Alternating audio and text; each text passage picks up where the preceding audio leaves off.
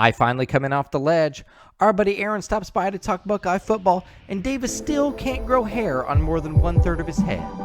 All that and more next on Dotting the I with Davis and Chad.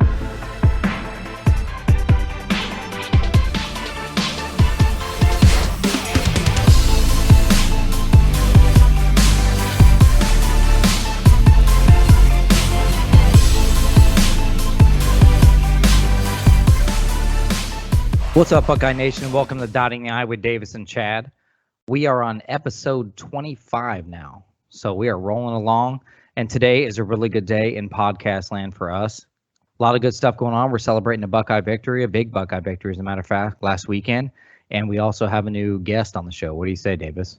Yeah, these last 2 weeks, it's been a lot more what we've been used to seeing, and I know we'll get into more detail, but overall, we've got kind of a different mindset going into these next few episodes that hopefully we can get you out of your feels and get you feeling a little bit more happy. Well, I'll tell you, I think you're in for a surprise today because I may have slightly changed my tune. Ooh. Yeah, a little spoiler alert, but I don't want to leave our guest waiting. So our guest today is Aaron Brown from the OHIO podcast, and I've known Aaron for a lot of years.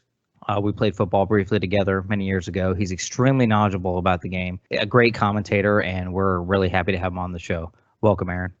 Hey, guys. Appreciate you having me on here. I'm excited to talk about any and everything. Well, that's what we do here. Yeah, thanks for joining us, Aaron, by the way. Yeah, we talk literally, if you've listened to the last few episodes, we literally talk about everything. Sounds like a plan, man. I'm pumped. Sweet. Well, let's just get right into it because I think on everybody's mind has to be how much of a difference that this team looked like. They just looked like a completely different team last week. I mean, they came out, man, and it was like they let all the cannons loose. CJ was on his game. Every facet of the game was working better than it has been so far, and the team just looked like a fully functional team, I feel like, for the first time this year. What do you think, Aaron? Yeah, this was honestly outside of Akron, which they might as well be an FCS school, in my opinion, as far as quality opponent goes. But this is really the first game against a quality opponent where we have put together 4 complete quarters. And to your point about CJ Stroud, it's amazing what a week of rest will do for you. And just that ability or that option there that he had to sit out that game and just kind of observe from the sideline after getting his own game reps and kind of reflecting on what needs to be done. How can he better take care of business after watching someone else in his spot, if that makes sense? And as far as the defense goes, I was very impressed. On my show, we've been kind of talking about taking these small steps to get better, because you take a bunch of small steps and that leads to bigger steps, and all of a sudden you look like a different ball team. And that's kind of what we're seeing, but much faster than I anticipated, to be honest. I think that with Matt Barnes calling the plays and kind of doing more of the coordinator spot, things have simplified. We're seeing guys being able to pin their ears back and just go get the ball. It's not just cover one, which to me kind of feels like backyard football. Drives me nuts. Yeah, it does, doesn't it? Because Yes. These guys are so much more capable than what we've been seeing out of what Kerry Combs was having them do. And it's just really amateur-like, if no pun intended, because I know it's college, even though they're getting paid in that whole weird thing. But you don't just line up across from the guy and then just follow him all over the field. We're mixing up coverages. We've got DBs rolling into coverages. That stuff throws off the opposing quarterback, and you're seeing the results. We've had 3 pick sixes in 3 straight games. We're having they're making nice deflections. The DBs are everywhere. Now, I would like to see them get off their blocks a little quicker, but that's nitpicking stuff. That's, again, small steps lead to bigger steps. But they're there. They're getting there. The linebackers are flying all over the field. Look what Ronnie Hickman's doing. That dude's leading the team in tackles. I know. I love this dude. He's quickly becoming one of my favorite players on this defense, not named Haskell Garrett. But that's my take on the whole situation. So it almost seems like Kerry Combs is like the new age day of teaching math. And like Matt Barnes is going back to how we used to learn math back in the day with multiplication tables and stuff. Like he's complicating everything. And I think we know we have the athletes. We know we have the athletes. And I think he's complicated up so much that there was so much indifference and uncertainty. That's why you saw them on their heels, because they're constantly having to think about what they're doing. And once you're on the field, you shouldn't have to think about what you're doing. It should be like muscle memory. Like you should just react and actually do it instead of waiting to see something first, then process it, then move. So, but you said something very important in what you said that I think is something we should dive into a little bit, and that was with the week that Stroud had to sit. So, of course, what's out there in the news and everything is that Stroud sat because of a shoulder injury, and I call bullcrap on that, and I know Chad probably calls bullcrap on that too.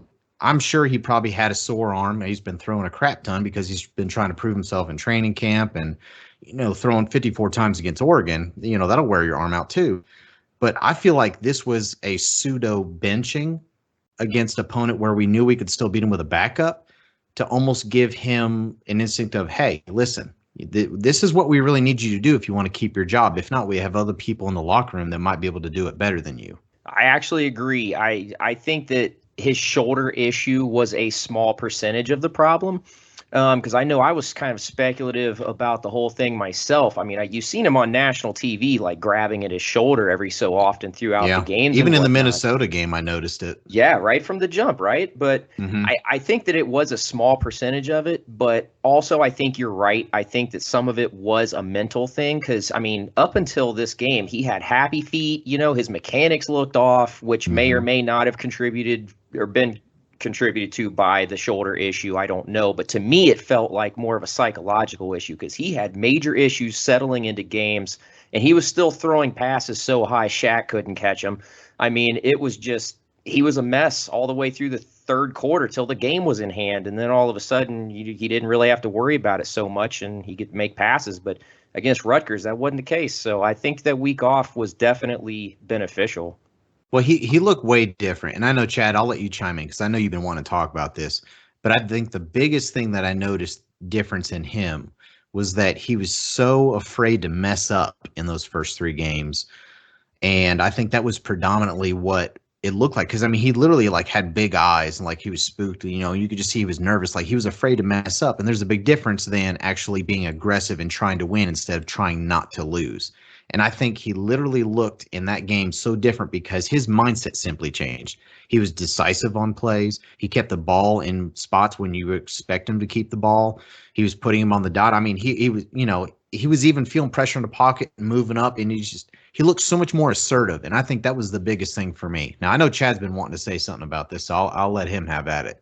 Yeah, I mean, just to go with everything, I really do feel like it was like a mental health rest as much as it was a physical rest. But on top of that, I'll say this, and everybody that listens to this podcast probably already knows this. I was not completely sold on CJ Stroud. I really wasn't. I've been waiting for him to show me something, waiting for him to show me more than anything that he's a leader, that he can lead this team. And I think he really took a step in the right direction this weekend versus Rutgers because when he just looked so more put together, like we talked about, like his scrambling, his presence in the pocket was so much better. He ran when he needed to. How many weeks have I been talking about this? Like, dude, run the ball. You got 7 yards, 8 yards of green space in front of you, and you're still trying to throw the ball from behind the line of scrimmage. Run the freaking ball. I preach and I preach and I preach on that. And finally, dude, he just looked like a completely different player. And I got to say, I'm pretty happy to eat a little bit of crow on that, man. I hope he builds on this and continues, next week to look even better. So, Aaron, I don't know how much you've been listening to our podcast, or if you have, at least the last few episodes, but Chad has been exceptionally hard on CJ Stroud. And I, for one, have been not sold on him, but definitely not as hard. Now, I know that's been kind of the consensus a little bit, especially for the first three games about his Stroud really the guy? Like, is this what we have left? But how much do you account that to actually being unfair because of what we had with Justin Fields? And how much of that is actually probably realistic complaints on him? Well, let's look back at the quarterbacks we've had. Okay, you start with Braxton Miller. Let's move forward to JT Barrett. Hold on a second. I don't mean to interrupt. Braxton Miller, he's one of my favorites. I'm sorry. I got a soft spot in my heart for Braxton Miller. So we got to be nice to him, okay? Oh yeah, absolutely. Yeah. Listen, I got a mini football helmet with his autograph, and it is front and center in my room, okay? Listen. And I love rightfully me. I love me some Braxton, even though he's trying to sell me Bitcoin on Twitter now. But I love me some Braxton. But yeah, it's coming full circle. We get to JT Barrett, then we move on to Dwayne Haskins, and then JT Barrett, or I'm sorry, Justin Fields. Those are some really good quarterbacks that we have had in the last 10 years, right? So you're talking about a kid that took, I think, 4 snaps last year, and all of them were run plays. Right. Then you throw him into situations this year where his very first game was a nationally televised away night game, and he had to throw the ball like 40 times, 50 times. Follow that up against a ranked opponent in Oregon. Like, talk about pressure, for a guy that's never thrown a collegiate pass, the inexperience, the unpreparedness, because it's not like he had a full year of preparation last year because of COVID. So the whole team didn't get to practice every day of every week last year. I don't know if you guys were aware of that, but there was minimal practicing, minimal preparation going into last year. And it's honestly a minor miracle what we were able to accomplish, all things considered. So you throw all of that in the mix, the expectations from the quarterbacks that we have had in the last 10 years, mixed with the inability to prepare because of COVID. He's not even had 365 complete days to really get to the point that he's at. And then you throw in the fact he's 19 years old and he's never been at this stage. This is by far the best competition that he's ever faced in his life. So I think the expectations were extremely high and a little bit unfair. But by the same token, he was recruited for a reason to come here and do a good job at a high level. And I think we're starting to see that. I don't know if you guys saw, but he had one of the best passes I think I've ever seen out of him in recent memory in college football. Was it to the Njigba? Yes. I already know which one you're talking about. It was the right after the second half. Man, he threw that thing that Njigba wasn't even open, and he hit him in stride to where the defensive player couldn't even touch the ball. Yeah, that's and that right there is why CJ Stroud is your starter. Mm-hmm. I think that Ryan Day had to get him to a point where he is being more decisive, he is more aggressive, and he is making better decisions. He's seeing the whole field and making his reads, and I saw that on all levels Saturday. It's almost like he just needed CJ Stroud to believe himself that he was the guy, because it's easy this day and age being a young player. You're on social media, you're watching TV, you're hearing all of the noise, and any kind of doubt in there can creep into your mind and make you even more conscious about what you're doing. And he's just, it's like that flip switch. I don't even know how to explain it. He literally just looked different, completely different, and it looked like he mentally just finally believed in himself. And man, he was throwing darts all day. Yes, and I don't know if you guys watch the post-game conferences. I don't usually, but I happened to be a couple of weeks ago, about 3 weeks ago. I think it was after the Oregon game, actually. CJ Stroud was saying afterward that he is a great player. He knows he's a great player. And it was just the way that he was saying it. It almost sounded like he was trying to convince himself. Exactly. Yes. Mm-hmm. You know what I mean? And I think that he realized that potentially and has gone out and put in the work. And then I think we saw the fruits of his labor. And hopefully we continue to see that moving forward. I got to agree, because I kind of bagged on him quite a bit for that press Quite conference. A bit. Because Good quite a bit. Lord, you treated him like the redheaded stepchild at Kmart. Because here's the thing, I come from a different time, and you guys do too. But I don't want my starting quarterback on TV saying, "Well, I'm only 19, and I think I'm a good player." Like you said, trying to convince himself. Well, you took it for as well excuses. as everybody else. You took it for excuses. Well, I know the thing is, but I want the old school quarterback. I want a quarterback to take responsibility for everything. Ownership. Of everything. It's your fault. You're the man. Like, this is it. This is your team. You're leading this team. Anything that happens should be your fault, whether it is or not. And you should own that. That's what a leader does. And he was so wishy-washy about it. Like, it was almost like Aaron said, he was trying to convince himself that maybe, am I the guy? Like, yeah, I'm the guy. Like, I need to be the guy. And I think just everything that happened, the way it unfolded out here in the public, and also, like in the locker room, I think when everything boiled down, man, finally he sat down, and that piece of reflection was like, you know what? I got to do this. Like, I'm going to do this. And I felt that, dude. I actually felt it, which is a good thing because, like I said, dude, nobody was bagging on CJ as much as I was coming into this week. Nobody. And that's true. And it's Davis already knows it's really hard for me to admit when I'm wrong. And like I said, I'm happy to eat this crow. I hope that he comes out and just builds on this, man, because I really think now that he's made some of these passes that he's made and the decision making is starting to scramble much more, I really think that, with a little bit more fine tuning, a couple more games under his belt, and the way that Ohio State's schedule is built to kind of ramp up to the hardest competition that we're going to have, like I really feel like we could be looking at something special come, mid-November. Yeah, and you got to think, man, like quarterbacks, are all mentally different. Like the way they process information, the way they handle themselves. Like we've been spoiled because Justin Fields was kind of like the best of both worlds. Like he was always very honoring of anything that would happen. He was very straightforward. He's very positive. He didn't look like he had emotion in anything. It was all matter of fact. And we got comfortable with that over 2 years. We really got a gem when he came to us. We don't realize that. And now we're literally dealing with a kid who's, it's not a different generation than Just Fields. I'm not saying that, but he obviously is a kid that was a lot more immature, that almost kind of needs some of that assurance early on. And Justin Fields didn't need that. He just took the ball and ran with it.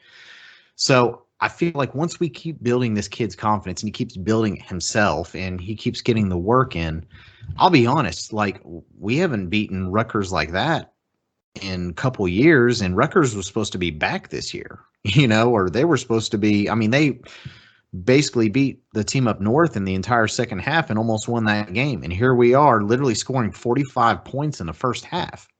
So, I think the sky literally could be a limit for this kid as long as we can continue to keep him progressing and he can keep a positive mental state. Now, the question is when things go wrong, I think we've seen some good things early on, but now that he's getting the confidence back, I worry moving forward, if he loses some of this confidence, what kind of player are we going to get? Is it going to go back to some of the overthrows and the indecisiveness?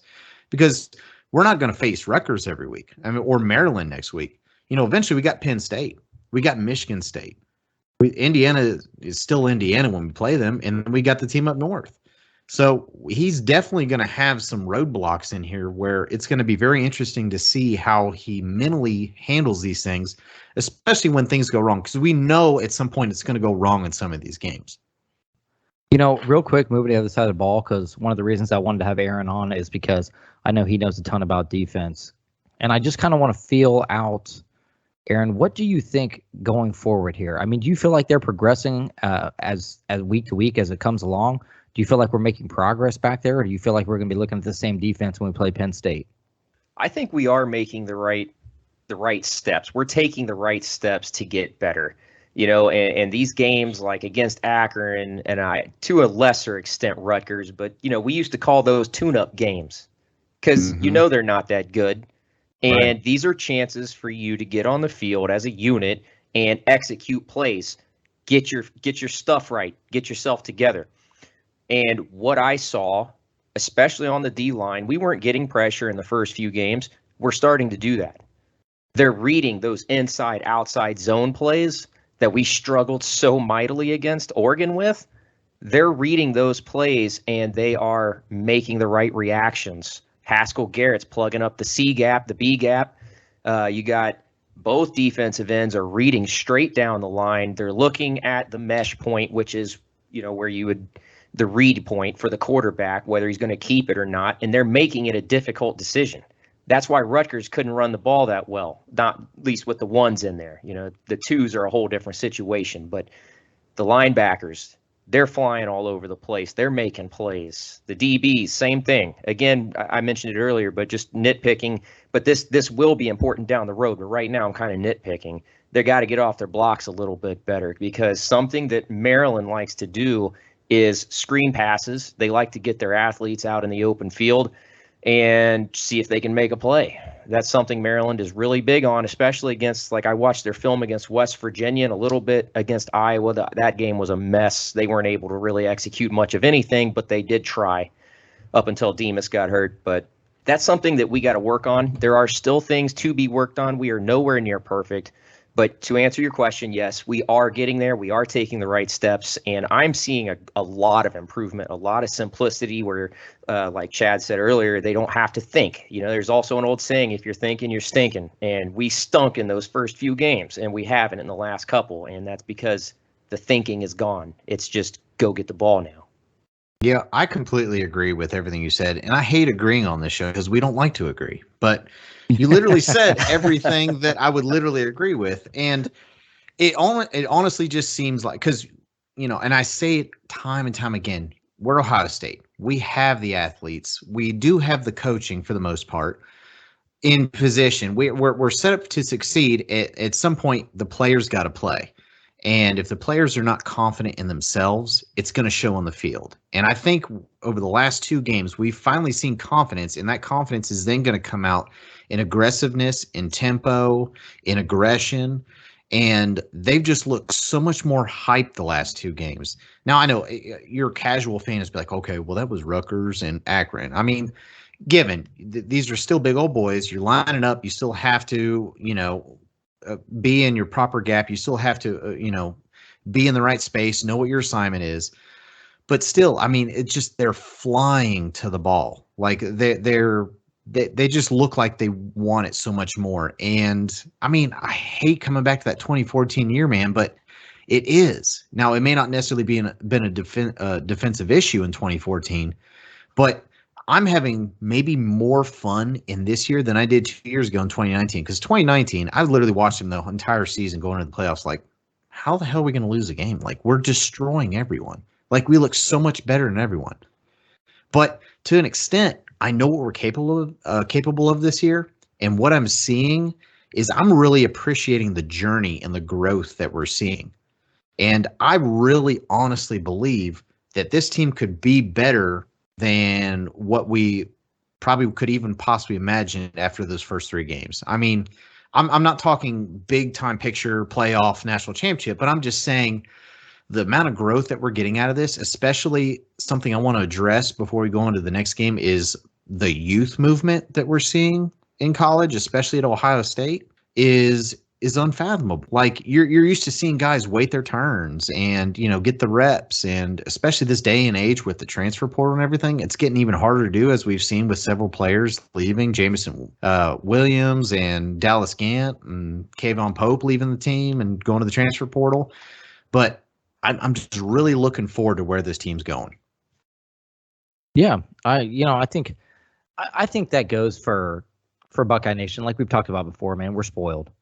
We've had many years of success, and not a lot of programs in the country have had that. You take out, Alabama and a couple other names in there, Clemson and stuff like that until this year. But we could be Clemson this year. It could be worse. True. But unranked. We've had so much, I wouldn't say luck. We've just had a lot of, good things happen to us. We've been fortunate in a lot of ways, recruiting wise, and our fan base being one of the best around. I really think that at the end of this year, we're going to be looking at a totally different team than we're seeing today, which brings me to a question I wanted to ask Aaron that I wrote down, which is because Davis is always telling me that my expectations are too high. So when you come into a season, Aaron, and you're looking at a fresh new slate, how do you assess your expectations for the season?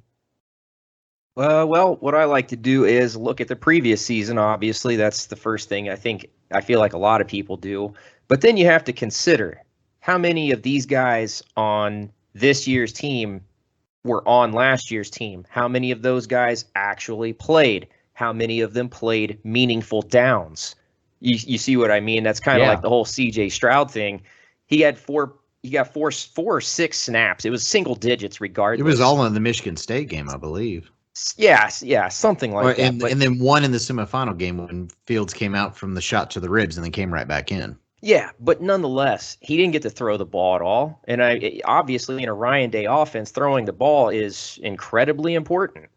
Yeah. So, I was looking at this, and I knew this season was going to be a growing opportunity. I felt like we had the talent to go undefeated. And honestly, as bad as that Oregon game looked, we were still right there in the game. That was still a winnable game up until the end.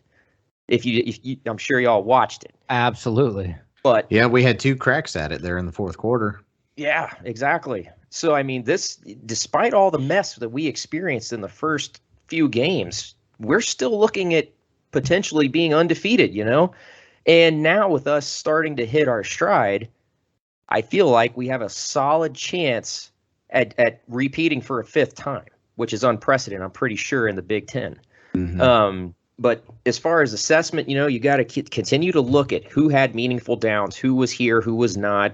Look at the schedule. Of course, I knew the Oregon game. I felt like it was going to be a rough one. I felt like we would win, but I didn't know by how much. So obviously, I was a little bit shocked about that. But that's pretty much what I look at. Oh, and the coaching staff, of course. Who's returning, who's here, who's in what position. That's what I like to look at. I got a lot of faith in LJ and Al Washington. And Kerry Combs, I didn't know how he was going to do as a DC because he's never done it by himself. He had Mattis with him, or Madison. I'm sorry, Madison. Last year, yeah. So he was kind of a He wasn't by himself. Now Matt Barnes, I don't know if y'all were aware of this, but Matt Barnes has done the job by himself. He's done it at Maryland. I did not know that. Yes, I didn't either.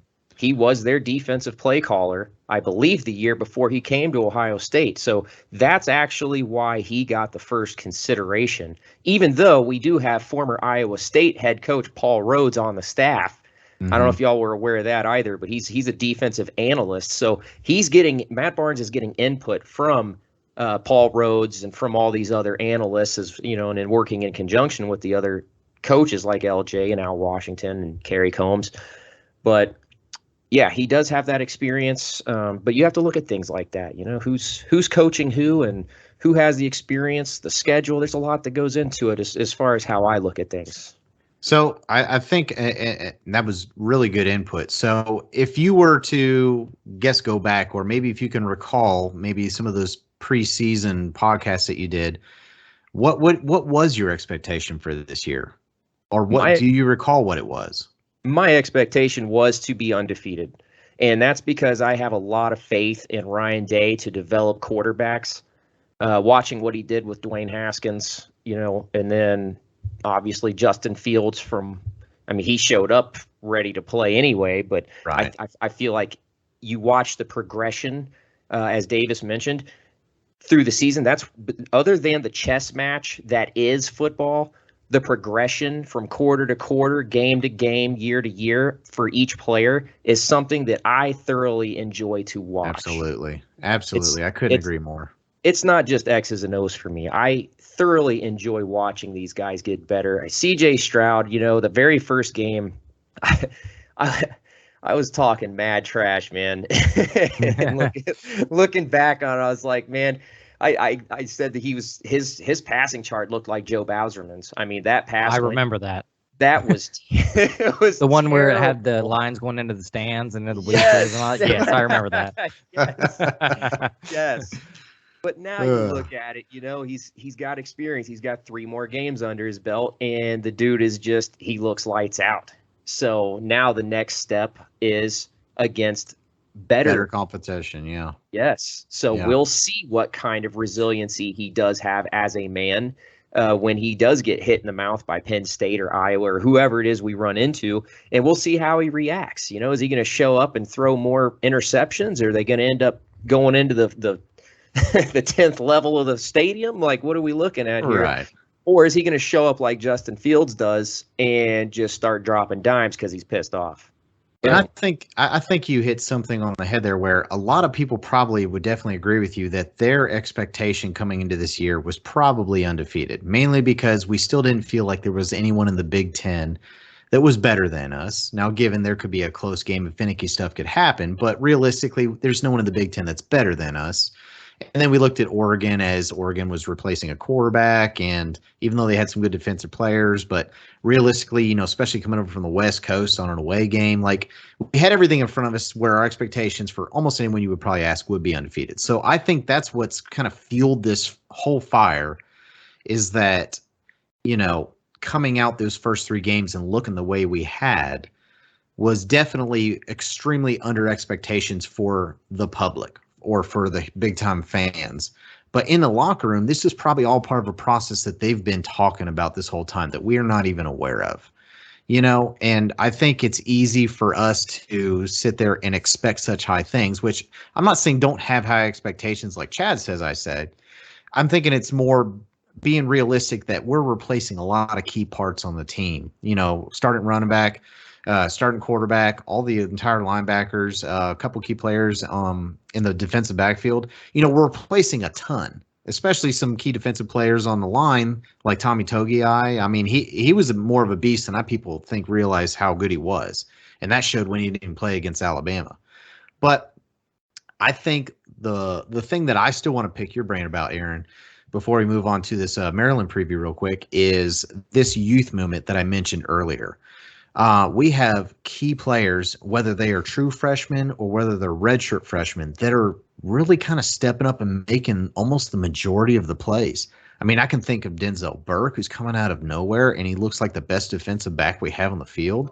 We're talking about Trayvon Henderson, who is currently, I think, ranked 7th favorite for the Heisman already.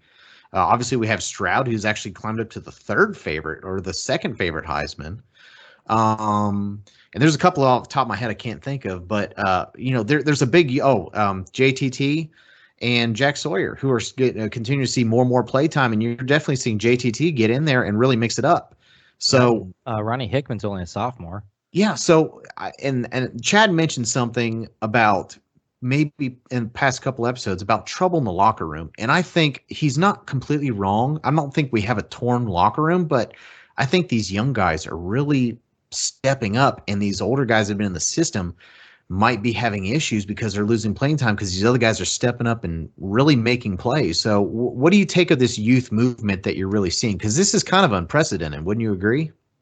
I do agree. Yes. And as far as trouble in the locker room, I mean, look at who it is. It's a lot of older Urban Meyer guys, like you said. It's the elder statesmen in the room who felt like they waited their turn. But the problem is you don't wait. You got to attack every single day. You want to start at Ohio State University, you got to bring it every single day. That's not a given. Absolutely. You don't just get handed a job here. We are trying to compete with Alabama. We're trying to compete with Georgia. We're done trying to mess with the Penn States, the Iowas, the Marylands, the Oregons. We're done trying to compete with those type of programs. We want to be top 2 every single year. And the only way to do that is through competition, because even in the business world, what drives the market up? Competition. Mm-hmm. So as far as the youth movement, you are correct. These kids are showing up and they're bringing it. They came here to play. They're not coming in to sit on their hands for 3 years and then, I'm a junior, I'm a redshirt junior, I'm a senior, it's my job now. Wrong. Completely wrong. Kayvon Pope, deuces, man. You acted completely childish for somebody who's old enough to drink and has been in the program long enough to know better. That's a grown man that acted the way he acted, and that is embarrassing. Absolutely. Yeah. He should. And that's kind of what I was saying. Like the young guys are coming in and they're pushing out the older guys, and I think we were going through a slight change in the guard in the first 2 or 3 games of the season. I think that's where we were, and I could feel it. You could feel it with players entering the transfer portal, like you said, with Pope losing his mind on the sideline. I mean, you could feel the frustration. I'm not saying it's a bad thing. It's a great thing. It's a good thing. To have freshmen coming in and beating out seniors because they're that much better or they want it that much more, those are the kind of guys I want. I want them every day. But I could kind of feel it. I think we're pushing through the changing of the guard right now, both between seniors and underclassmen and also between Ryan Day and Urban Meyer. And we're really starting to see, and that's that iron, shapes iron kind of thing. But I think we're really starting to see who is really a team player, who's really for the team, and who's a me player. And I think these, exits that we had from recent players, these are the me guys, and that's pretty obvious. And I mean, are we getting to the day and age where we're not going to see that Justin Hilliard anymore? And man, I had a soft spot in my heart for Justin Hilliard. I thought he was excellent and he stuck it out. But really, that's almost kind of like we're evolving into kind of a new thing where with this NIL and everything, these players are expected to produce early. I mean, these kids are getting $1 million contracts early before they even play a snap. I was going to say our fourth string quarterback has $1 million deal. Yeah, 1.4, and he's not going to see I really don't think he'll see the field this year, and he shouldn't, in my opinion. And he should have understood that from the get-go. I mean, maybe if he came in next year, there was potential, but yeah, I just think we're in a completely different day and age in college football where, sticking it out and waiting your turn and putting in the reps, and then the upperclassmen, I always think, I don't know why, but I always go back to the Rudy movie in my head of just, working your way up. And I don't know why I always resonate with that movie when I think that, but we're just in a completely different day and age in college football. And these young guys, especially with so many more opportunities to improve at an early age. Like there's better youth programs in football. They're more developed by the time they leave high school. They're more intelligent. Like the offenses that are ran in high school are a lot more complicated and complex and more NFL driven than they've ever been. So these kids are literally coming in straight out of high school and they're a lot more college ready, if that makes sense. And then when you're topping that by pulling in these 5-star athletes, some of the best in the country that are more prepared, they're obviously getting into the game and making a difference. Yeah.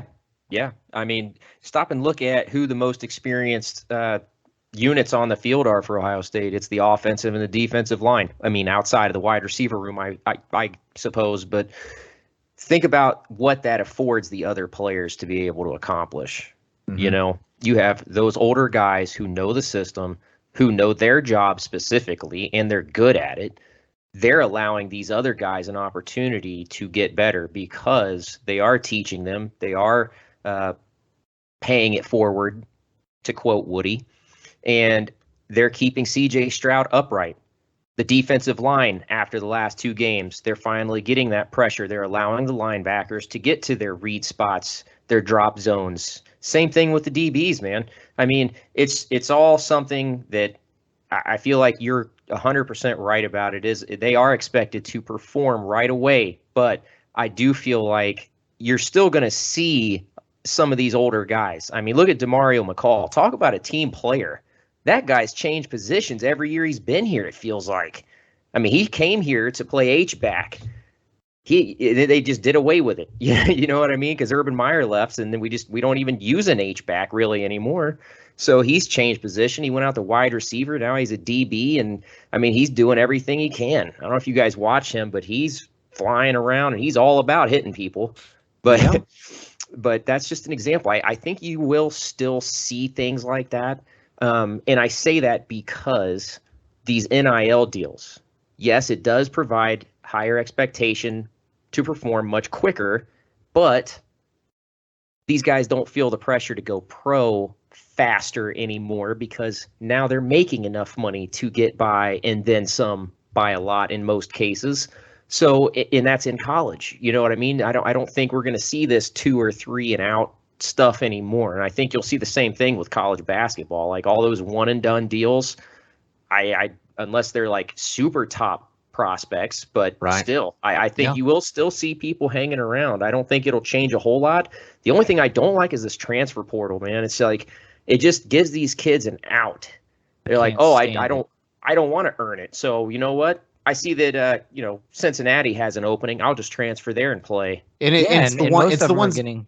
Go ahead. I'll say it's the ones that like immediately go, like as soon as they make a decision on quarterback on who's starting week 1, like immediately see the backup go into transfer portal. Like that's the crap I hate seeing.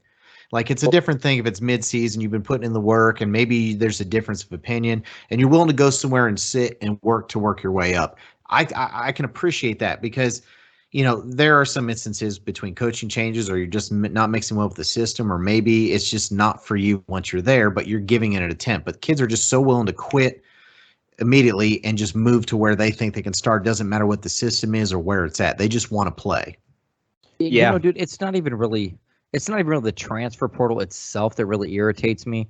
Like I get what it's for, what its purpose for, but I believe it's being abused. And I mean that by saying that they're giving exemptions to kids and letting kids transfer out for whatever they make up. I'm not saying that all the stories are made up, but I'm saying we all know this many things are not happening around the country where all of a sudden randomly you lose your job on the field and you want to go somewhere else, and all of a sudden now, you know what I mean, something tragic has happened to you at the university and you have to leave there. I mean, let's get real, but it's the free agency market now is basically what it is. Yeah. My point is there has to be some more governing on this thing if they're going to keep it. You better not rely upon the NCAA to do anything, because God, it's like every 3 months they poke their head out of their little hole and say something, and it makes everyone just scratch their head and be like, just go back in your hole. Like, you're not even doing anything. Like, just get back in there. Like, I've never met a governing body. Well, I take that back. I've seen our White House, but that's my take on it. But I'd say I've never seen a governing body that just makes me scratch my head more than the NCAA. It's just, what are they even there for? Like, I know last year when we were talking about should Ohio State leave the Big Ten and what is Kevin Warren doing, but in college football in general, like, why doesn't college football just go off and do their own thing? Because honestly, we're making most of what the NCAA makes anyways, besides March Madness. So, we're not getting any benefit from them other than just the name. I don't even think we use NCAA in football at all. They call it just college football. Let me ask you guys a quick question though about this transfer portal. Do you think Jack Miller or Kyle McCord are going to transfer? I have a quick take that I've changed my mind recently on it. At first instinct was Jack Miller more than anyone. Possibly Kyle McCord's going to wait his turn. I have a feeling, knowing Ewers is now there and seeing that Stroud could potentially really be that guy, maybe for another year after this, and knowing how good McCord is, McCord could potentially transfer, and I might even say transfer to Rutgers, because that's where his dad played. And I think McCord is good enough to possibly play almost anywhere. But I think he's being put between a rock and a hard place, because if Stroud really kind of takes these reins, he's not going to take that spot over from Stroud. And then Ewers, if he is everything everyone says he is, you give him another year or two in the system. If he doesn't leave himself, I don't see a spot McCord plays, to be honest with you. Well, let me throw this at you too. Yeah, his dad played at Rutgers, but he played his high school ball in the state of Pennsylvania, in Philadelphia. And Sean Clifford is gone after this season. So James Franklin's going to need a quarterback. Yeah. Yeah. And honestly, that's who I think is going to be the person. I think Jack Miller understands his role, but I think he really enjoys Ohio State. And I don't see Jack Miller being good enough to possibly go somewhere unless it's lower level, but I don't see him leaving. I have a weird feeling I don't see Jack Miller leaving. I think if the person leaves, it's got to be McCord. See, I'm going to throw a wrench in everybody's day today, because when I look at this situation, and Davis and I have had this conversation before, I'm worried about Ewers leaving, because I think CJ Stroud, as much as he's progressing and he takes over this team, this is going to be his team. And he's going to be back next year. And I just feel like Ewers, it's just the way he carries himself. I don't think he's a kid that's going to wait around long. You're just mad because you can't grow a mullet. I tried, and it was terrible looking. It just doesn't look good on you. It looks terrible. You're a fat Irish guy now. Exactly. Like, it doesn't look good. And at least you can grow hair. Yeah. Well, that's true. Yeah, I'm totally bald, man. I was about to say, I don't know if Aaron was just coming out of the woodwork and knocking me or what, but I guess we're two bald guys over here. So Davis can grow an onion. I call it the onion. Around the sides. Beautiful. Yeah. The cul-de-sac. Yeah. But it's like a halo ring, dude. I'd Bic razor the whole thing off. I do everyone a favor so they don't have to stare at me. But I think, I don't know, man. I think we're looking at a really weird situation, because, and also I'm excited, man. I'm that guy, I feel like we have a car under a cover parked in a garage and we don't know what it is. And I want to drive it. Okay. That's just the way I am. I see it there. I'm like, I wonder what this car can do. Let's see what this car can do. So I'm kind of stuck in there.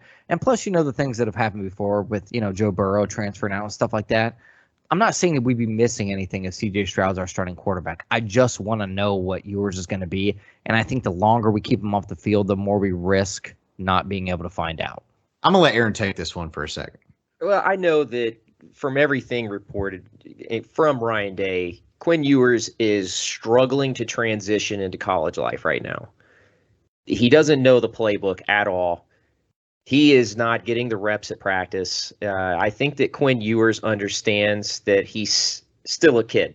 He's still a child. He's not even old enough to buy cigarettes, and by that I mean 18 years old, because I think they changed the laws in some places. I don't know if that's a It's federal. because you're old, Aaron. But that's That's what a it fact. is. You remember when it was 18. That's a fact. Yeah. So I think that Quinn Ewers, I do believe he'll be here at least 2 more years. And I think the CJ Stroud, I think you're right in what you're saying. This is his team until it's not anymore. And whether that's by him leaving or Quinn Ewers taking the job, I don't know. But I do know this: where there's smoke, there's fire. So I'm like you, Chad. I want to see what he can do, but at the same time, he is absolutely not ready to do that yet, to show us. And Ryan Day does it. At this point, I feel like it's a safety thing, because if he goes out there not knowing the playbook, 17 years old, he doesn't have a man's body, he's going to get busted up. You know what I mean? But here's the silver lining for me with Quinn Ewers. Pat Mahomes put his stamp of approval on this kid, okay? So I think that Ryan Day is a smart man, and I think he's going to do what it takes to get Quinn Ewers on the field. Because if Pat Mahomes is sitting there saying, yo, this kid's got some skills, I believe it. He just has to manifest that into the college realm. He just has to get up to speed so he can show us. And I think it's interesting for Ryan Day. Really, I think about that all the time. You know, when I'm sitting here, I'm like, man, what if I was Ryan Day right now? I'm in this situation. You know what I mean? Like, it would be difficult, as much as I talk about loyalty on this program and stuff like that. It would be difficult if I'm Ryan Day and I got a kid, you know, I mean, that's in his 3rd year and a 2nd-year starter, you know, to come in, but we got the shiny new car over here. It would be hard for me either way. It would be hard for me to throw the shiny new car in, and it would be hard for me to keep the shiny new car off the field, both ways. I just can't imagine what that decision must be like. Well, it's a hell of a problem to have, you know what I mean? You have all that talent. I mean, look at the running backs, for goodness sake. I feel like any of those 3 guys could probably go anywhere else and start almost. And look at the wide receivers. Jamison Williams couldn't even get on the field. He goes down to Alabama, and he is magically, immediately, their number 1 guy. That's how loaded this team is as far as talent. They can go anywhere and make an impact right away. And that's a heck of a problem to have if you're Ryan Day, and I'm right there with you. I am glad I'm not in his shoes, because that is a very rough decision to make. Yeah. Which Lamborghini do we go with today? You know? Yeah, exactly. Yeah, it's kind of like just so worried about losing potentially what you have that we still got to kind of keep in context what we still have in front of us here, because we still have the capability to keep all of our goals in front of us with the current team we have. And I think it's very easy to look ahead and think that, oh, here's the new next best thing. It's kind of like when, you know, back when you get a girlfriend back in high school, you're like, oh, she's cool and everything. But then you're like, man, I wonder if that girl's like over there. Like, maybe she's the next best thing. But then all of a sudden you date her, like, man, I really wish I had that past girl. Like, it's always going to be a problem, especially at Ohio State. But I think if we can just kind of get on board with who we've got now and focus on that. And like you said, Ryan Day's not getting paid millions of dollars because he's an idiot. There's not a reason that I was going to say, yes, he is getting paid millions of dollars. Not because he's not because he's an idiot, because he knows what he's doing. And even though he doesn't have any head coaching experience, I think he is more of a player's coach than what Urban ever was. And I think that more of the players are being able to relate to him, but he's also, and Chad's always big on this favoritism, not the favoritism. What's the word I'm looking for, Chad? They always talk about, yes, this loyalty thing, that there's loyalty. And I think if any time Chad has possibly been proven wrong on this part is look at who's playing this year. Look at who's possibly playing. I mean, I think you've been a little bit blind to loyalty, thinking that CJ Stroud may not have been the guy. Don't be mistaken between loyalty. When we're talking about changing of the guard, where you got Urban Meyer's players here, Ryan Day's players in, and upperclassmen and stuff like that. So those lines are a little bit blurred this year. I'm talking about if you got a 3rd-year quarterback there, and maybe you think the guy below him is better, he may not start for a lot of coaches. That was your argument with loyalty going into this year with Stroud. And I know I'm not going to beat a dead horse. I know you've ate a little bit of crow on that, and I know there's still time to tell. But I think that Ryan Day is going to go against the grain more with this loyalty, and that's why we're seeing so many young people start. And I think that's why you've seen Sevyn Banks and Harry Miller and some of these other players that have not played. You know, I want to see the best players on the field at all times. And I realistically believe for the first time that Ryan Day is the guy that's actually going to do that. Aaron, I want to know your take on that. What do you think? I think you're right. I think that Urban Meyer had major loyalty issues. I mean, there was one year our linebackers just looked freaking terrible, and it's because he brought on some dude that was at his wedding to coach them because he needed a job. Like, what the hell? Yeah. You know, Uh, who does that? You I know, wish I knew but Urban. Hell, I could have gotten season passes. Yeah. no doubt, no doubt. Like I'm tired of spending hundreds of dollars on tickets, but either way, I think that Ryan Day is kind of like the three of us. He wants the best 11 on the field at all times. That's what I think, and I think that's what we're seeing. Because I mean, if you go by the loyalty factor, Master Teague should have been the starter, and he wasn't. Yeah, I know. Yeah. And he In definitely fact, dropped to number 3. Not even number 2. He dropped to number 3 on the roster. yeah, Uh, because Mayan Williams has looked that good in my opinion. And I have too, Travion but Henderson, it is what it is. So Yeah, he's just he's stupid good. what is Like going on with Ryan Williams? Somebody tell me the truth. I've heard 4 or 5 different things. So he missed a practice the week. I forget what He week was sick, right? He was Yeah, sick 2 weeks ago. the week Yeah, he going into was- Tulsa. Yes, yeah, he was sick. No, I'm sorry, the week going into Akron. Yeah, and he missed a practice so that he got sat down. Now this week his mom got on Twitter. I don't know what the deal with his mom is, but she's always talking about Mayan on Twitter and what's going on with him because there was some rumblings that he was entering the transfer portal, that there was issues in the locker room. She dispelled those myths. That is not true. He is not transferring. There are no issues in the locker room. He's been sick. He's battling some injuries. He's got some boo-boos, and he's dealing with it. So I think that he got sat this week to deal with that. Okay. Now, Chad, you Well- heard something different, didn't you? Yeah, but you never know how it is around here. I didn't hear it from a credible source. I just heard that. That's You know how it is. that I came I from want his to know mother. how many credible sources you really have, Chad, because most of the time when we talk and you're like, oh, I heard something, he's like, oh, it was from Phil at the bar last Thursday. Like Phil works on the floor, Well, on third shift. You know like, what's messed up though? We talk about it and joke about it all the time. The most credible source that I have is my aunt, and that's the weirdest thing Yeah. because she hangs out, okay, at this I'll call it the yacht club, okay, and all the coaches' wives hang out there, and a lot of people with a lot of money hang out there, and things that get thrown around there, almost 100% of the time are true. yeah, I we heard, knew I heard was Urban getting ready Meyer to was get coming here suspended. a Yeah. long time before he came. We knew he was I getting ready knew- to get suspended before that happened. Yeah, like it goes down at the yacht club. Okay, don't get it twisted. These women out there get a couple of Chardonnays in them, and stuff starts flying. Okay, that's true. Yeah. but real quick, before we let you off here, we definitely want to talk about Maryland for a quick minute, and kind of what you think is going to happen, how you see the game going, and maybe if we could get a score prediction from you. Sure. So looking at their film, okay, they run a typical 10-11 personnel spread, inside, outside zone concepts, just like we've been seeing week in and week out. They like to run different screenplays because they have guys with speed, and it's to their advantage to get those guys to the perimeter and the open field to allow them to be athletes and make plays. Dante Demas is their best receiver. He's the guy they like to use to stretch the field. However, I don't know if y'all watched the game, but Yeah. kneecaps aren't supposed to go to the back of your leg, and it's not supposed to bend that way. So he's not Yeah. there. They don't have a guy to stretch the field now, not the way that Demas did. Now, Talia, his brother was pretty darn good at Bama. I'm not sold on him, though. He will make a lot of mistakes under pressure, and thankfully the D-line is hitting their stride right when it had, like, as it is currently, because we just need to get a hat on him, make him make decisions quickly. He will turn the ball over. On defense, they run a multiple. I saw them run 4-3. I saw them run a 4-2-5, 3-3-5, and a 3-4.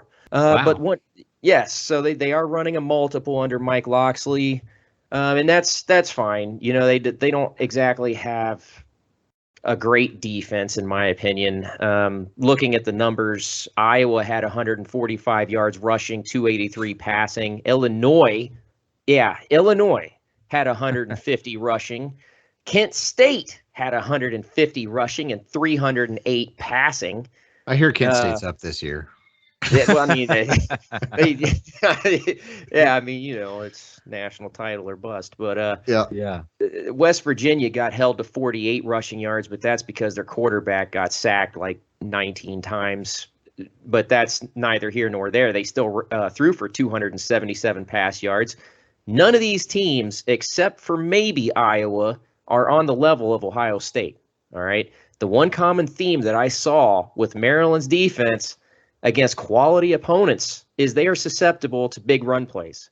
West Virginia and Iowa both gashed them up a couple of times on big runs. And again, West Virginia, I think their running back's name, his last name is like Letty or something. But either way, he's not Travion Henderson. I'm not sure that he's even Master Teague. All right. I feel like our line is better than anything they have seen, minus Iowa, of course. But I think this is a game where we can take advantage of the run game. I think that we can blow this thing open. I think if Travion Henderson, who exited the game early last week, I don't know if you guys were tracking, but I think he underwent some concussion protocol, but I think that we were up enough by the time he got the okay to return that Ryan Day was just like, I'm not going to risk it. It's not even worth it. But this is a game where Travion can really have a good day. And I'm not sold on Maryland's secondary either. They're not exactly out there forcing a ton of turnovers. The turnovers they got from West Virginia was because West Virginia's quarterback is not that hot. I'll be straight up. Not that good. And the fact you let Kent State throw for 308 on you, I think this is going to be another big game for the Buckeyes. Yeah, so where are you seeing this at? If you had to give us your score prediction right now, of course we know that I think the over-under is at like 68. Not if you ever even take that into account, because I'll be honest, you could not even tell me what a spread and over-under is, and I usually give a prediction personally without that. But I think the over-under is like around 68.5, and the over-under is at 20.5. Yeah, I don't even look at that stuff because I honestly don't either. It's silly to me. I don't bet, and I just don't care. It's because you don't know. You know what I mean? I bet. I'm just not very good. That's why I don't even bother looking at them anymore. I just go with the feeling at that point. Somebody could get hurt, and then all of a sudden you can't. You know what I mean? Look what happened to Maryland. Demas goes down, and they play flat. So it just depends. Yeah. Are we going to get a pissed off Maryland team that wants to dedicate the rest of the season to their best wide receiver, somebody that they covet and love as a teammate, a brother? Or are they going to come out flat the way they did against Iowa? We don't know what Maryland we're going to get. I'm not really sure that it matters because Ohio State's hitting their stride. Maryland is falling down somehow. And I'm going to go ahead and say Buckeyes 45, Maryland 17. I like it.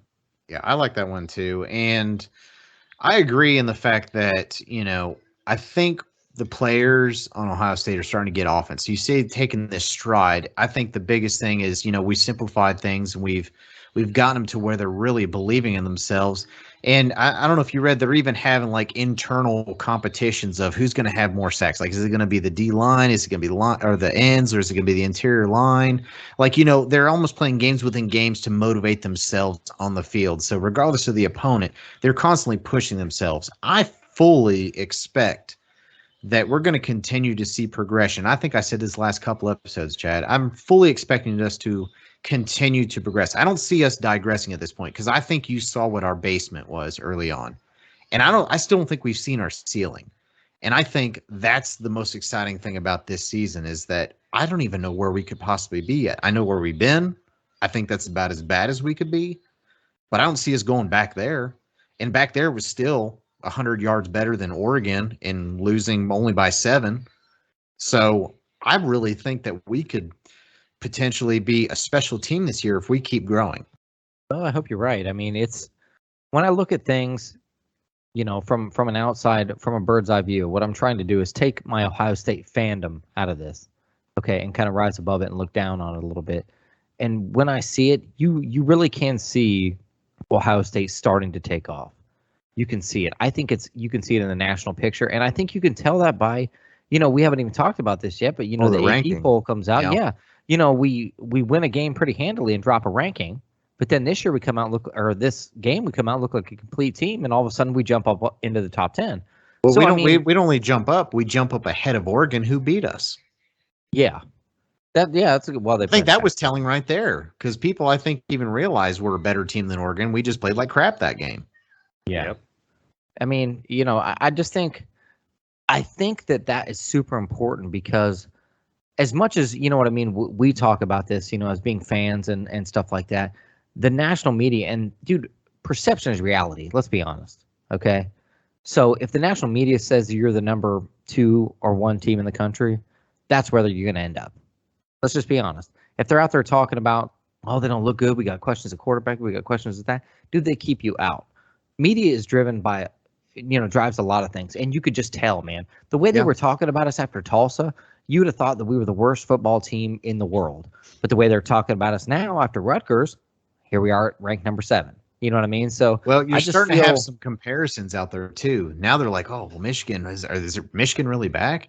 And they beat Rutgers by 7 and almost lose in the second half. And then we come out and blow them out in the first half. Like we've seen some comparisons now. Like we're going to see a lot too when we see Penn State play Iowa this weekend and really see what that's about. And I mean, I'll be honest, I'm rooting for Penn State to win that game personally. Because that's only going to further help our case down the road. Right. When we play them in October. So, well, Aaron, before we get off here real quick, tell everybody, all of our listeners, about your podcast and where they can find it. All right. So I co-host the OHIO podcast with my buddies Eric and Chris. And you can listen to the show on any platform across the board, literally, that you want to find your podcasts on. And they are all available on Monday mornings and Thursday mornings. Monday is your review of the game from Saturday, and then Thursday is the preview for the next game. Awesome, dude. Well, I'll tell you what, I've been listening to the YHO podcast. I know Davis has too for quite a while, and we're definitely fans, man. So keep doing what you guys are doing, man, and hopefully we'll talk to you soon. I appreciate that a lot, man. Thanks for having me on. I look forward to having you guys on for the Maryland review game. Awesome. We can't wait, man. Appreciate it. We're looking forward to possible collaborations in the future, like you said, with the Maryland game. And just thanks for stopping by, man. Really appreciate it. Yeah, thank you. I appreciate it. I had a great time. I've listened to you guys' show in the past, and you guys are awesome. It's a breath of fresh air. The humor mixed in with the football. This is a great podcast, man. You guys just keep plugging away. Thanks, Aaron. We appreciate it. Thanks, man. Have a good day. You too. Yeah, so he's awesome, man. He's got great info, and like you said, you know him from back when you guys played football together, so he definitely pulls some good information. He's a great football mind, you know what I mean? Like I said, I've known him a long time. Stand-up guy. And by the way, Aaron, if you hear this part, man, thanks for your service. He's, current service member in the military, so I'm always a big fan of that, of course. But yeah, so Davis, let's move forward here. We heard what he said about Maryland. What do you think is going to happen? So I tend to base my early reactions off of what I've seen up to this point. And since we have a little bit better of a sample size between both what Maryland's done and Ohio State, I know Maryland, I think that Iowa game was their first loss, if I'm not mistaken. So both teams are coming in, 4-1, something like that. But again, you're looking at the competition and how they stacked up against it. And it's very apparent that Ohio State is starting to trend up and Maryland is starting to trend down. And I think even if they both came into this game unbeaten, I would still expect it to be a 20-point game. So I don't see it too much differently than he did. I definitely want to see I don't think Stroud needs to be crazy good in this kind of game. I think these are the kind of games where you just utilize him and he doesn't need to be like a game breaker. You know, if he gets upwards of 300 passing yards, that's great, but you keep him around the 250 range and we rush for another 250, I'm happy. You know, this is the game you just kind of balance it up, keep them on their toes a little bit, be productive. Don't take any crazy, stupid shots. You don't have to open up your playbook crazy and release anything that can be on game film. You know, just play good, solid football. You're better than the other team. Execute, fly around the ball. And the other thing is keep players safe. You know, we don't want any crazy, stupid injuries to happen to any key players. But I mean, I'm seeing this as a pretty easy victory overall. Okay, let's hear it. What's the score? Don't leave us on suspense. All right, so I think we're averaging, right around 43, 44 points a game on the season. I think we're going to be pretty close to right around our average there. So I'm going to call it like Aaron on the dot because that was kind of what I was thinking in my head as well. I'm 45-17 as well. Okay. Well, I'm going to tell you this much right now. I feel so much better about our offense. It feels like a weight's been lifted. I feel like I was studying for a test that I wasn't sure I was going to pass, and I feel like this last weekend, like it's over with. Like it's on. I can move on. I'm not worried about our offense at all versus them. I think we're going to do whatever we want to at will, whether that's running or passing the ball. And I think really the score is just going to completely depend on how long Ryan decides to leave the starters in. What I am interested in seeing is that Maryland, they can pass the ball. So I am a little bit interested to see how our secondary does, with a little bit of a test. So I'm interested to see our pass defense against a more throwing type of offense. So we've been tested with the run and proven time and time again here so far in the first couple games of the season that we're pretty good at stopping the run. And I would like to see what we're looking like versus the team that is going to pass the ball more. So I think that's going to be a little bit of a test. And I don't mean a test like they're going to compete in the game. They're not. I mean a test like it'll be nice to see us mix up some coverages, see how we're doing, rotate some players in and out, get some experience, and continue to progress as a team. So with that being said, I think Ryan Day's still going to pour it on because he's gained momentum and he's trying to move up in the rankings. I see this game in the neighborhood of 52-17 Buckeyes. Oh, nice. I think it's the first time all year that you've actually your score prediction has actually been higher for Ohio State points than mine. I think I've actually had it higher the whole time. I got rejuvenated last week by watching him play. I really didn't see that happening. I was down in the dumps, Davis, talking about getting up on my roof, talking about all this stuff. And I just felt like I called you on the way home because I wasn't able to watch the game exactly when I planned on watching it. Because you needed to talk to someone to make sure you didn't turn into oncoming traffic too, and I had to talk you down. Yeah, pretty much. And I thought, you know what, let me call Davis and see what he thought the game was. Because you're ultimately always more positive than me.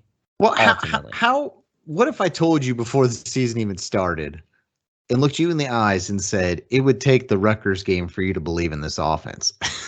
What would you have said to me? I probably would have driven my truck in the nearest lake. I don't know. I mean, I got full coverage. I mean, we can get it out. Yeah. Who needs to get it out? We got full coverage. Just leave it in there. But yeah, you're right though, man. And I said I'm willing to. Dude, I was on the ledge. I didn't see any reprieve from everything that was going on, but I just feel like, and it's not even the fact that CJ Stroud came out and threw like he did, or that he scrambled, or that he ran, or that we had 3 picks on the day. That's not what it was. It was the fact that it felt right. And I've been telling you about that all year long. Yeah, it definitely had the feeling. Right. It had the feeling, man, the whole way through. I mean, scoring 14 points in 40 seconds in the first 2 minutes of the game. Being up 30, almost 35 points in the first quarter in a minute. Like, it was crazy. Like, dude, I felt like we could have hung almost 90 points on them if we would have just kept starters out there and kept rolling. And like I've said before, dude, if we lose a game playing like we did last weekend, I'm cool. Yeah. I'm fine. Yeah. We lose a game playing like we did against Tulsa, I'm not fine. That's just the way it is. I honestly feel like we're not going to see those kind of performances anymore. I really don't, because that was as low as we could have been. We had players not sure where they're supposed to be. We didn't have any continuity. We didn't have some experience. We're getting experience. We're getting continuity. We're getting more simplified, more aggressive coaching. The only way we can possibly trend at this point is up. And I feel like we're starting to get that fire and that belief in the team overall that I don't see us going back in the other direction. I see us continue to progress forward. So let's go ahead and roll that into our prop bets. And listen, dude, I don't want to talk about it. Let's continue because I enjoy these. I don't want to talk. They're really fun. I'm having a great time doing prop bets. Let me tell you a story about a guy that doesn't want to talk about it. Let me tell you a story about a guy that has to pay up on another prop bet, and that guy is Chad. Dude, I've already got. Okay, for those of you that don't know, I have a profile picture on my Facebook. Okay, and you already know what it is if you've listened to other podcasts. So I'm not going to go there. I'm just saying this. That is not even over yet, and I'm already thinking about the punishment that I must eat this week. Well, that one should be expiring at the end of tonight because I think it's been a week. No, no, Facebook will tell you it's 7 days. Yeah, so it's been. Has it not been 7 days? I believe I changed it on a Sunday evening or a Monday or something like that. Right, today's Monday. Oh yeah, it should be gone. If it's not gone, it should be gone by the end of tonight. But anyways. He lost last week. He got clean swept again. If you're not sure what the prop bets are, go back and listen to last episode. But Chad lost all three. And the pay up this time is he has to take a picture with a sign of whatever I want that sign to be. It could be a picture, it could be a phrase, it could be whatever. And we're going to post this one not on his Facebook profile, but on the fan page for everyone to see. And we're not going to tell you what it is. You're just going to have to come to the page and find out. Yep, you're going to have to go to the page, find out. It will be on the Dotting the I with Davis and Chad Facebook group. So, check out the Facebook page. You're going to see a picture on there. So let's talk prop bets for the Maryland game. I'm still kind of hurt. Well, you should be because you picked poorly. But you know what? I feel great if that means anything. Yeah, well, let me tell you something, dude. Okay, you haven't been sporting a piece of produce like I have all week long in your profile. I don't think anyone's been sporting a piece of produce like that. Oh, that sausage is going to be the death of this show, I swear. 10 years down the road, if we have this thing still going, that'll still be a thing. Is that remember the time I was at prop bet and that big huge sausage was my profile pic? We ever make t-shirts. So I swear. Tell me the prop bets for this week. Maryland, 300 yards of total offense. I think they've got to get a little bit more than that. So I'm taking the over. Chad's taking the under. I think it's a risky play on Chad, but I actually hope I'm wrong. Defensive sacks, since we still kind of struggle to get some sacks. Right now it is set at 1.5. So 2 or more, Chad is taking that. I'm taking the under. So I think we will get 1 or less. So defensive sacks, 1.5. Chad's taking the over. He thinks we'll get 2 or more. I think we'll get 1 or less. I mean, I hope again I'm wrong, but I've not really seen a lot of pressure on the quarterback the last handful of games. Why does it feel like you have less faith in our team than I do right now? It's not less faith. I'm just maybe taking a little bit more of a risk this week because maybe somebody needs a prop bet win. I don't know. Like we need you in a positive frame of mind. You've been a little bit down the last few days. That's true. So last one, turnovers. Over under, we're setting it at 1.5. Chad thinks we get 2 or more turnovers. I think we get 1 or less. Again, I hope I'm wrong, but taking some risks here. And on the hook this time, what did we decide? We decided that the person that loses this week's prop bet has to wear whatever the other person has for them to wear. It could be a stupid t-shirt. It could be a crazy hat. It could be an entire outfit. It could be something ridiculous. And there, again, has to be a picture taken and has to be posted on the Facebook and webpage. You got to pretend that you like it, too. Yeah, and you got to pretend that you like it, too. For Happy Gilmore or anything. That's right. So all right. Yeah, it's been a crazy episode. So I just want to wrap this thing up a little bit by saying that don't worry, everybody. I didn't get on the roof of my house. I'm back inside. I'm still upstairs, but I'm inside. Okay, so just we've coaxed him back in the window. You know, he's now Randy Quaid. He's past the we'll blow it in the playoffs part where he's like, oh, all right, maybe these guys are okay. You know, like we've at least got him to turn his hat back inside out. Yes. So that's a good thing. I'm really looking forward to watching the game this weekend. And like I said, dude, it was great to have Aaron on the podcast. A lot of football knowledge. Great guy. So, you know, all in all, man, it's just been a great week. So. Hey, before you even forgot to mention, so be on the lookout. As of right now, tentatively speaking, we are going to, if not just Chad, both me and Chad, depends on what I got going on. I got a possible baby shower upcoming, but we're supposed to be getting featured on the OHIO podcast for their Maryland preview. No, I'm sorry, Maryland post game. Did I say that right? Yeah, this upcoming Sunday. So it'll actually be their episode that goes out Monday morning. So be on the lookout for our Facebook page. We'll definitely put some info out there, but there's potential that we're going to do some of this crossover work. We had Aaron on, they're possibly going to have us on. So be a good opportunity to kind of hear us in a different light, and check their stuff out as well. So, remember, you can catch our podcasts on all major streaming services. We are on Spotify, iTunes, iHeartRadio, Amazon Music, YouTube Music. We're in the Caveman Music. We're in the Look Who's Hot Now 1 CD. You know, we're on everything you could possibly think of. You're going to take all this out because I'm rambling on. and all other major streaming services. We also post these on YouTube. Don't be afraid to check out our fan page. Give us a post. We put score predictions up there. Give yourself a chance to get a shout out. And don't be afraid to go over to our Facebook page and check us out. We put a lot of cool stuff on there, including our new score predictions, where you can put your score prediction, get a shout out. We'd like to give a shout out to Luke Rawrig, who was the closest one for the score prediction for the Rutgers game. So nice score prediction, Luke. And you could be the next one that gets a shout out. So check us out over there. And as always, you can also catch us on YouTube. We post those on there as well.